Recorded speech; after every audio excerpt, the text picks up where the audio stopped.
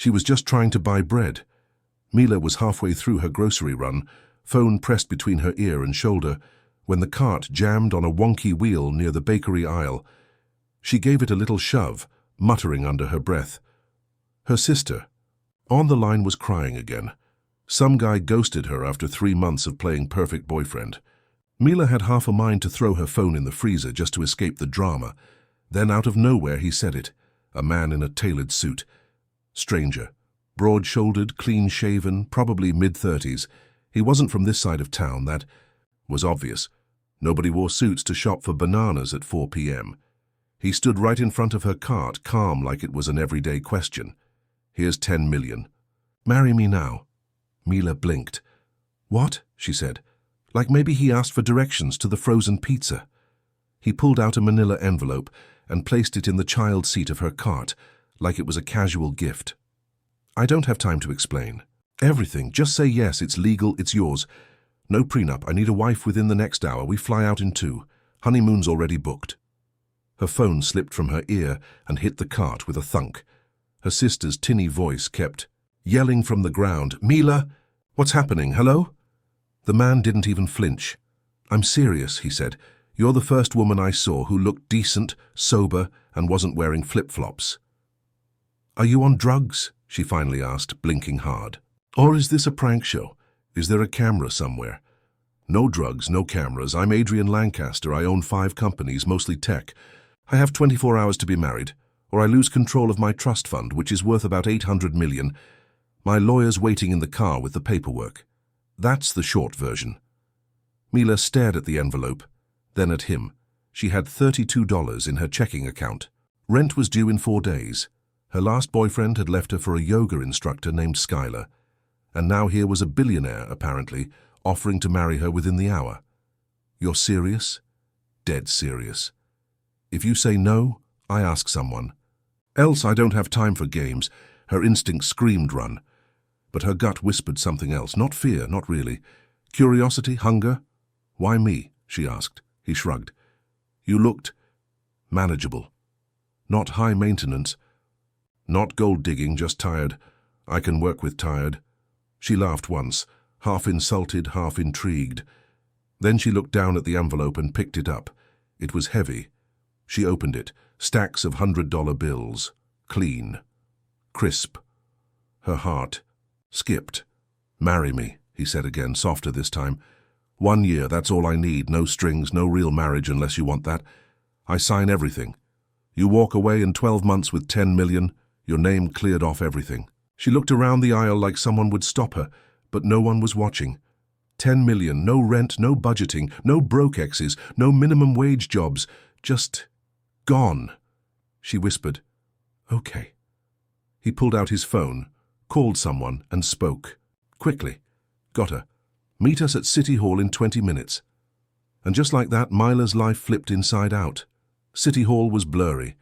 The marriage license officer didn't blink when Adrian's lawyer handed her a signed check and the IDs. Mila signed with shaky hands. The ceremony was fast, plain, forgettable, so much so that the only reason she remembered saying "I do" was because her own voice cracked halfway through. Then came the car.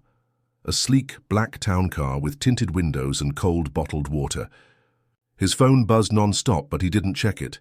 They arrived at a private hangar within the hour. A jet sat on the runway, sleek and silent, like something out of a spy movie. She tried asking questions, he kept brushing them off. "We'll talk on the plane." And that's when things got weird. She didn't know planes could even be that. Luxurious, the interior looked like a 5-star hotel lobby. Gold accents, leather everything. A bar. As soon as they were in the air, Adrian excused himself. "Freshen up. Change into something comfortable. Your bag's in the suite." She walked through the cabin, unsure what she'd find. Her bag? When she opened the door to the master suite, her jaw dropped. Not just a bag, but a full wardrobe, laid out. Silk, lace, jewelry, a gown, perfume, and a handwritten note that read, "Welcome to the honeymoon. Everything's yours now." She stepped back, stunned, and saw the bathroom door open behind her. Adrian stood there, not in a suit anymore, not in anything really, just a towel, low on his waist, and her cheeks caught fire. "Wait," she said, heartbeat spiking. I thought this wasn't part of the deal. He looked at her calmly. It's not unless you want it to be. But we'll be landing in Santorini in 6 hours, so you might as well enjoy the view. She wasn't sure if he meant the island, or himself, maybe both. Mila sat on the edge of the bed, hands frozen in her lap. She wasn't used to marble floors under her bare feet, or silk robes hugging her body like liquid. She wasn't used to private jets or handsome billionaires casually drying their hair with snow-white towels. Like this wasn't the most insane day of her life. She especially wasn't used to being married to a stranger with $10 million promised like a tip. Adrian stepped past her, nonchalant. Still damp from the shower, he walked to the minibar, grabbed 2 glasses and poured something amber and smooth into them. Mila's brain screamed at her to ask more questions, real ones, but her mouth had gone dumb. He handed her a glass. "It's just bourbon," he said. "You look like you need it." She didn't answer, just sipped, and it burned, good burn, woke her up. "You all right?" he asked, finally settling onto the edge of the bed beside her. "I think I left my soul back in aisle 5 of the supermarket," she mumbled. He smirked. "That's honest." She looked at him, still trying to piece together who the hell this man was. Not just the money, not just the jet or the lawyer or the fancy labels stitched into everything, but him. Adrian Lancaster. Manicured hands. Watch worth more than her life. Eyes sharp like he'd seen too much and didn't have time. "For anyone's pity, you really couldn't find anyone else?" she asked. He shook his head. "No time. And I didn't want someone who'd be fake about it. You didn't flirt. You didn't freak out. You didn't try to Google me or scream or call the cops.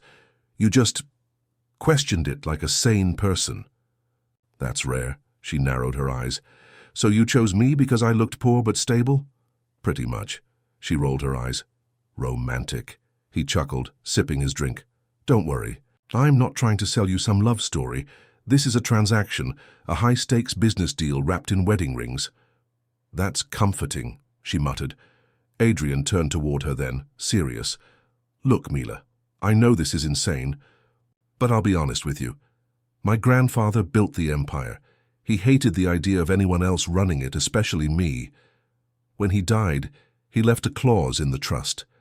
I only gain full control if I'm married before my 35th birthday." "When's your birthday?"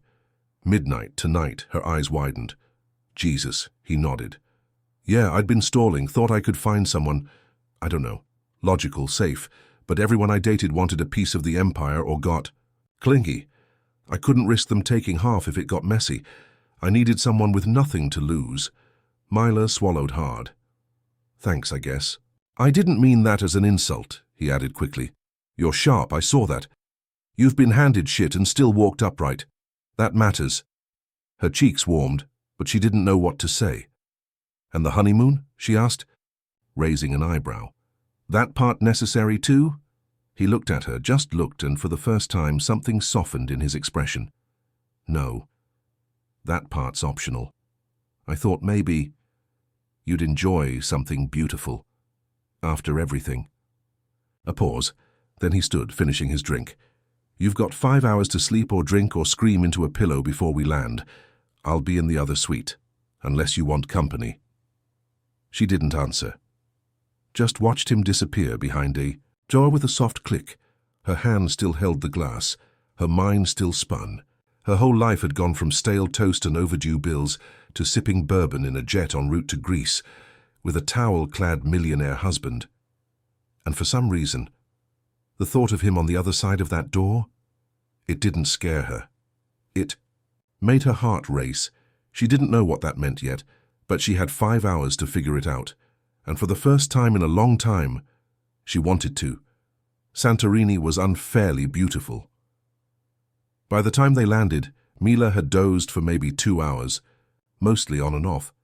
Adrian hadn't knocked or peeked in, not once, which only added to the confusion spinning in her chest like a storm. He hadn't tried anything, hadn't touched her, hadn't even pushed a conversation after the plane took off. But now, walking down the steps of the private jet into golden sunlight that kissed the cliffside villas, she couldn't pretend she wasn't feeling something. A luxury SUV waited on the tarmac, sleek and quiet.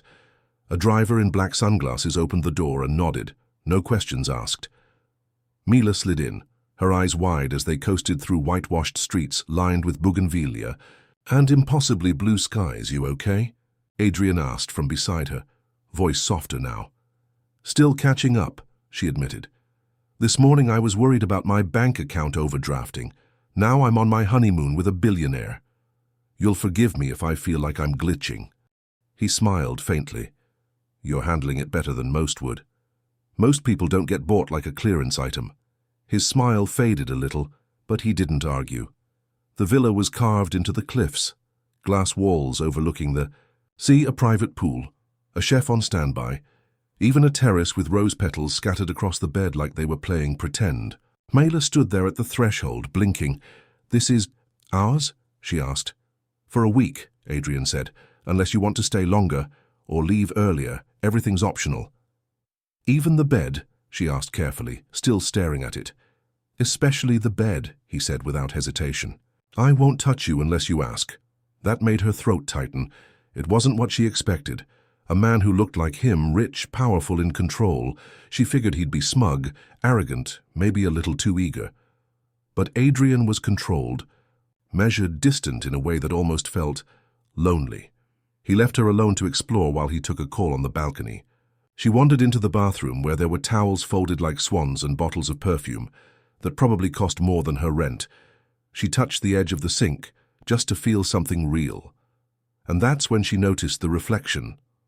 Her reflection. A silk robe. No makeup. No pretending. Her Mila Hart, married, barefaced and stunned in a honeymoon suite made for a life she never even imagined. She didn't feel like she belonged here. But damn, some small, sharp voice inside her whispered, "Why not you?" She walked out to the balcony where Adrian was finishing his call. "Problem?" she asked. "Just business," he replied, slipping the phone into his pocket. "You sure you're okay?" "No," she said honestly, "but I think I'm done panicking." He studied her a moment. "Come on," he said, "let's get dinner. Then you can decide if you want to keep pretending we're strangers." They dined on a rooftop, the sun bleeding into the sea, casting gold over the wine glasses. The chef brought out plates of grilled octopus, lamb, fresh olives and bread so soft it nearly melted. Mila barely spoke. Adrian didn't push. But she watched him, the way he chewed slowly, the way he used his napkin after every bite, the way he sat like he wasn't just used to this life. He owned it, and yet she saw the flicker behind his eyes, tired, worn down, like maybe this money, this trip, this whole performance wasn't saving him from something either. She leaned forward. "Why? Didn't you marry someone in your world? You've got models, heiresses, CEOs, hell, even Instagram girls would line up." Adrian paused, then said, "Because they want what I have." "You didn't." "Maybe I'm just good at hiding it." He gave her a sad smile. "Even if you are, I'd still rather gamble on you." A breeze swept across the rooftop, carrying the scent of salt and wine. She didn't know what she was supposed to feel. Gratitude? Suspicion? Maybe even affection? But what she felt was curiosity and warmth and something dangerous. Something growing. When they walked back to the villa, she didn't pull away when he offered his arm. And when they entered the suite, she turned to him and said, "Okay, let's stop pretending." Adrian raised an eyebrow. "Pretending what?" "That this is just a deal." She stepped forward, slow but sure, until she was close enough to see the shadow of surprise in his eyes. "You're my husband now, right?" she said, voice barely above a whisper. "Legally, yes. Then maybe we should stop acting like we're roommates on a game show." He didn't move, didn't speak, just looked at her like he was seeing her for the first time. And when she reached up and touched the side of his face, he leaned into it, just a little. That's when she whispered, "No more distance, Adrian." "Let me in." Adrian didn't answer right away. His eyes searched hers like he was trying to find a trap hidden behind the words, like he didn't trust softness when it came too easy. But Mila didn't move. Her hand stayed on his cheek, thumb, brushing the faint stubble he hadn't bothered shaving after the flight. She meant what she said. She didn't want to play pretend in silk robes and five-star beds. If they were in this, even temporarily, she wanted it to be real, or at least honest. He finally exhaled. "All right," he said quietly. "No more pretending." His hand slid to her waist, not aggressive, not claiming, just there, steady, solid. Her body responded before her brain did. Warmth spread from the place he touched her, rushing up her spine like a slow flame. She tilted her face toward his, and then their lips met. It wasn't a fairy tale kiss. It wasn't fireworks or violins or thunder rolling in the distance. It was slow, intentional, tasting of wine and curiosity. Mila didn't even know she had closed her eyes until she felt herself swaying slightly, leaning into the kiss like it could hold her up.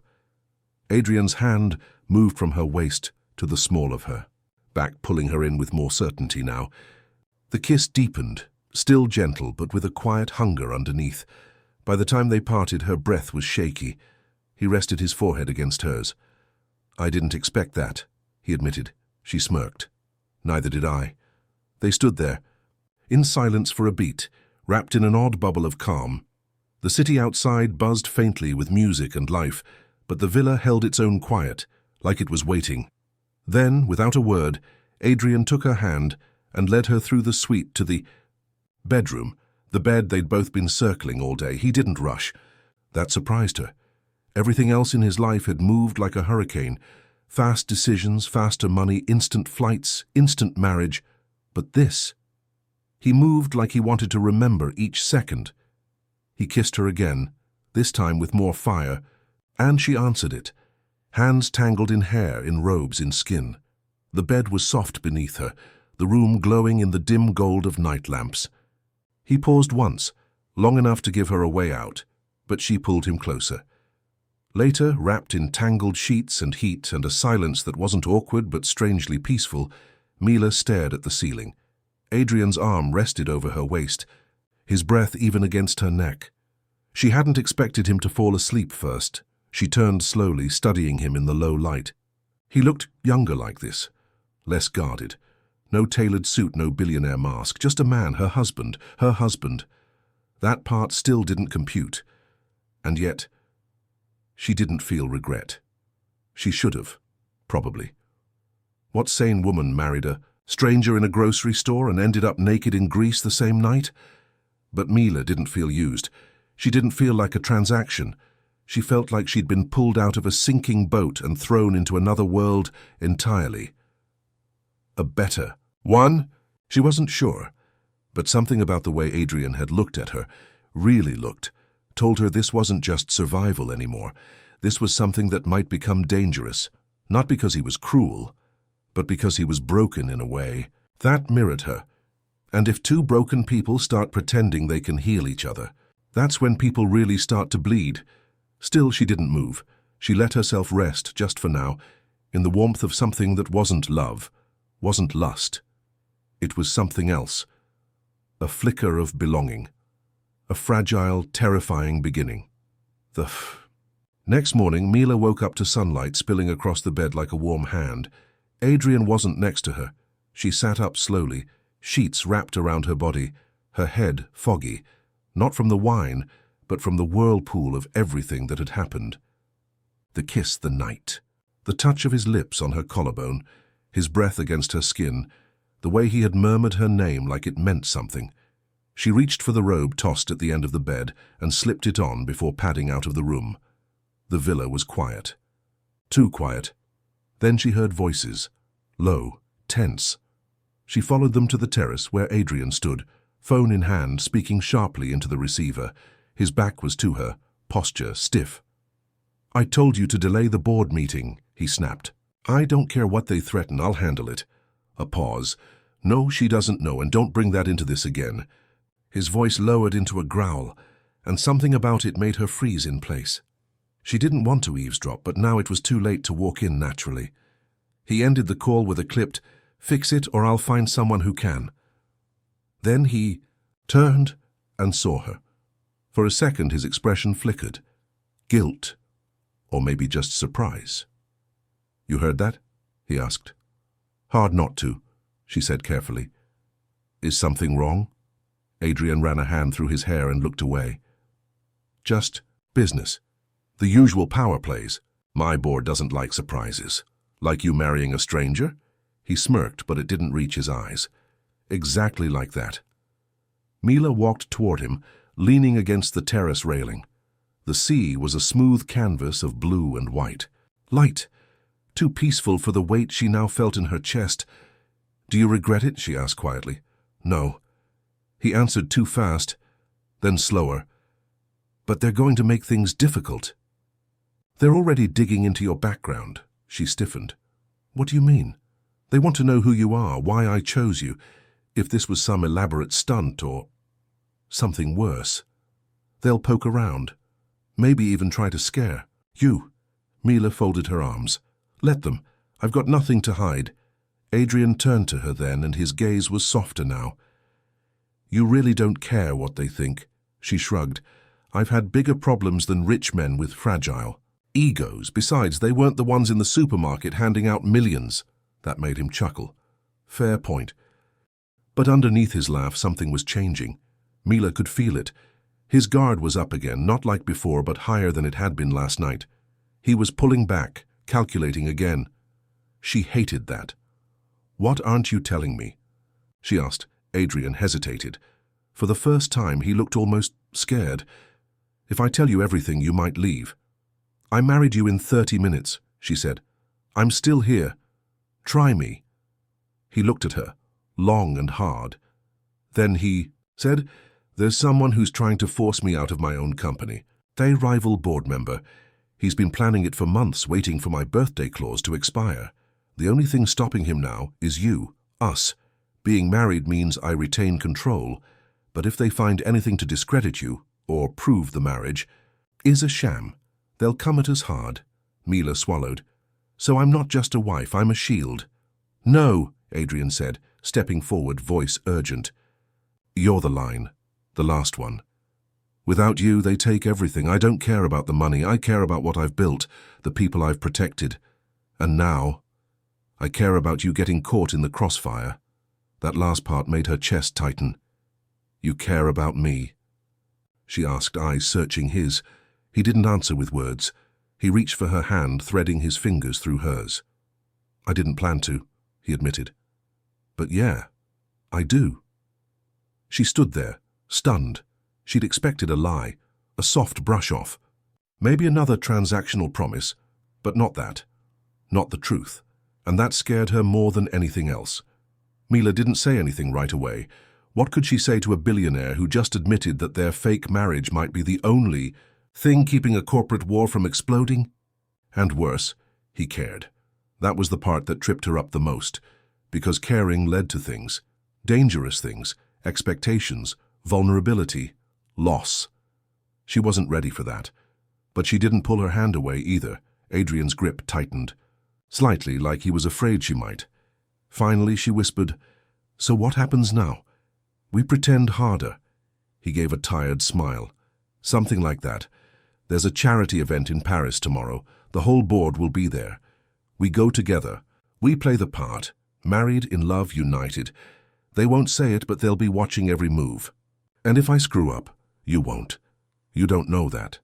I'm a great judge of people, Mila. I wouldn't have chosen you if I thought you'd fold under pressure." The faith in his voice made her chest ache. She wasn't used to anyone betting on her. Most people in her life had bet against her. Parents, exes, bosses, the world. But here he was, handing her more than 10 million. More than a plane ticket. He was handing her trust, and maybe something else too. That night they didn't touch again. Not the way they had before. But they did sit together on the terrace, wrapped in a blanket, drinking tea and talking. About everything except the company.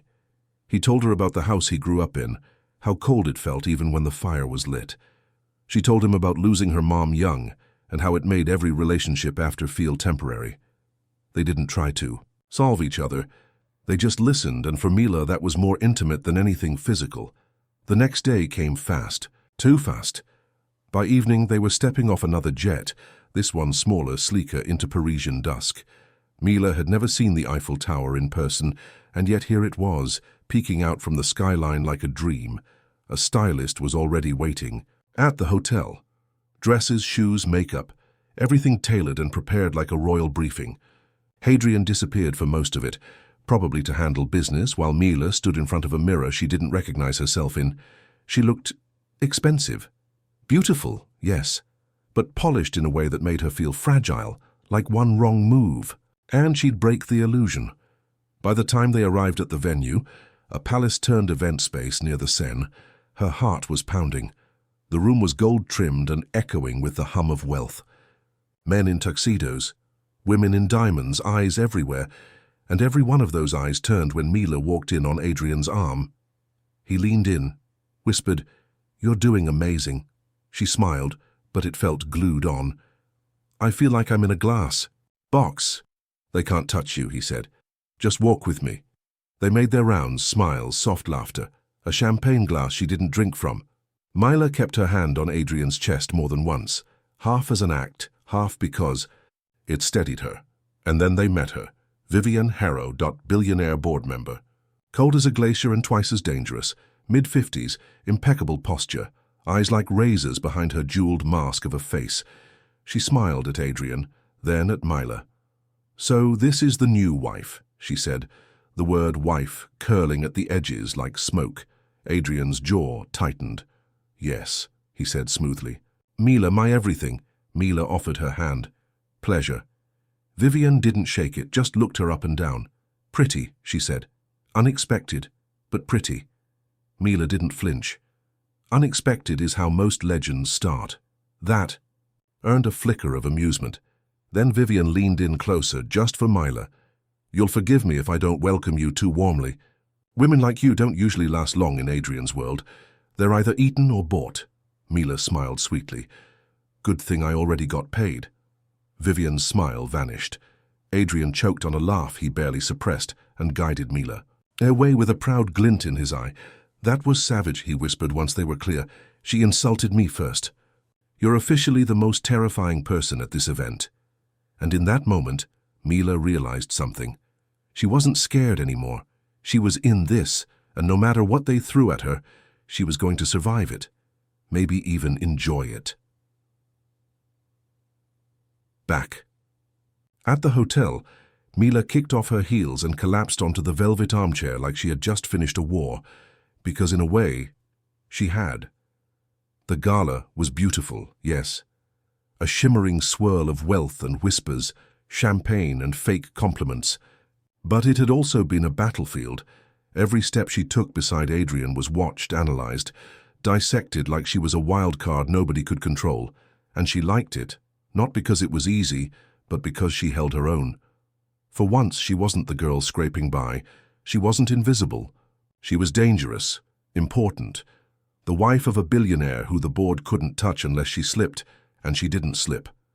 Adrian poured them each a drink from the hotel minibar, undoing the buttons of his tuxedo jacket as he moved.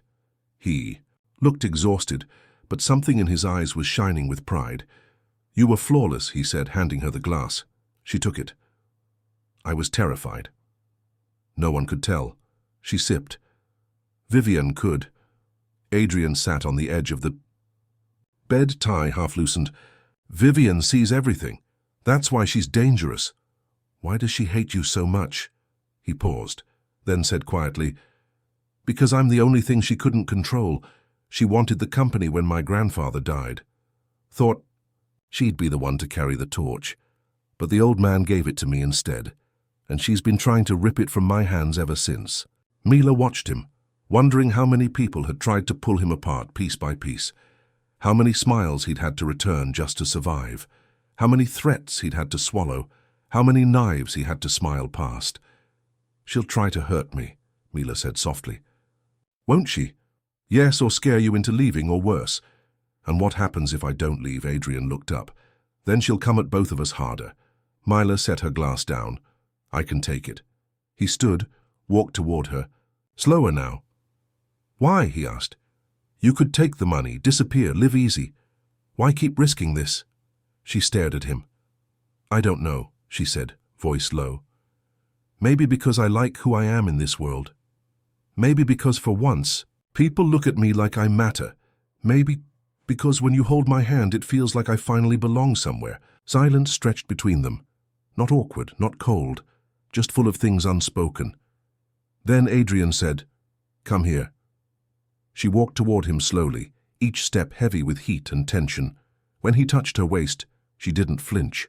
When he kissed her, it wasn't rushed. It was intentional, like a man memorizing the feel of something he wasn't sure he deserved. This time, when they fell into bed, it wasn't about proving anything. It wasn't about roles. It was about trust. It was slow, then urgent. Tender, then breathless. Hands exploring not just bodies, but what it meant to belong to someone, even if just for tonight. Later, tangled in sheets, his voice whispered into her skin, "Don't let them break you, Mila. Not for me. Not for any of this." She turned her face toward his. "They won't," she whispered back, "because they don't scare me anymore." He kissed her again, softer this time, and for the first time since they met, Mila felt like this, whatever it was, wasn't just a lie anymore. It was dangerous, yes, but it was real, and real was the most terrifying thing of all. The final morning in Paris came with rain, thin sheets of silver against the tall windows, like the sky was gently reminding them that even fairy tales have storms. Mila woke to the scent of fresh coffee and the warmth of Adrian's arm draped over her waist. He was still asleep, his breathing even, his jaw slack.